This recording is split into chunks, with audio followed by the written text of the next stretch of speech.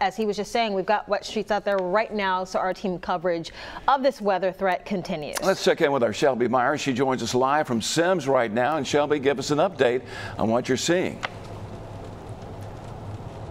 Yeah, so we're driving on Highway 98 in Semmes right now. We've been in this area for about an hour and a half, and at first it was just a few drizzles on the windshield, but I'm going to turn it around and let you check it out right now. This is a live look outside of our storm tracker truck, and you can see the windshield wipers are on a high level. The rain has picked up in just the past probably 20 or so minutes. We've seen a lot heavier rainfall in this area. We've been riding around up and down on 98, and we've kind of seen some ponding already started in some parking lots. You can see to the, let's get to the top camera here.